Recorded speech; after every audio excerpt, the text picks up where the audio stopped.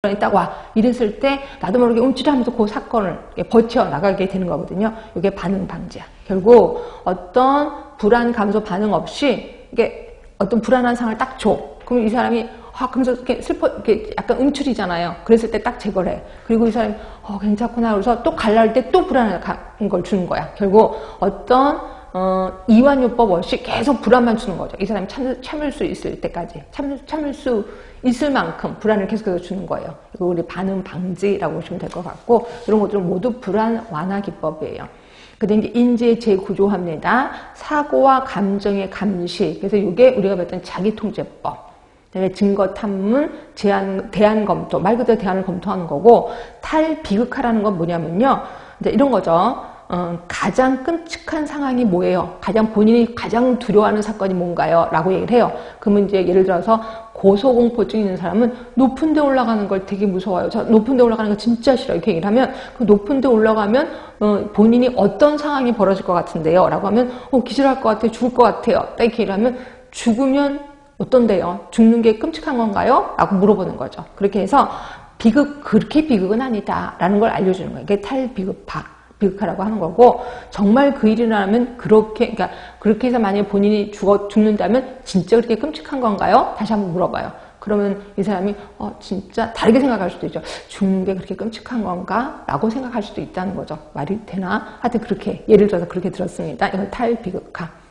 그러면서 이제 마지막에는 뭐라고 하냐면, 다른 사람들은 어떻게 할 것 같습니까? 라는 거 꼭 물어봐요. 그렇죠? 그래서 다른 사람들은 다른 사람들은 높이 올라가도 괜찮더라고요. 그럼 그것도 본인만 그렇게 생각하는 겁니다. 라고 얘기해 주기도 합니다.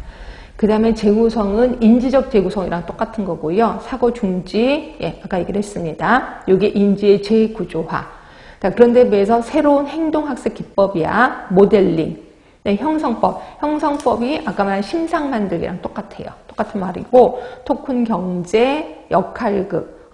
역할극도 여기에 속하는구나. 사회기술 훈련, 혐오요법, 행동계약, 행동형성. 똑같은 그런 거죠. 이런 건 모두 새로운 행동학습 기법이라고 하는 거고, 요거를 이해를 하셔야 돼. 이거를, 이거를, 완벽하게 외우면 참 좋아. 근데 완벽하게 외우기 힘들면, 구분이라도 해야 돼. 이게 불안 완화구나. 이거는 인지 재구조구나. 이거는 행동 학습 요법이구나. 이렇게 해서 이걸 좀 구분을 좀 하시면 좋을 것 같아요.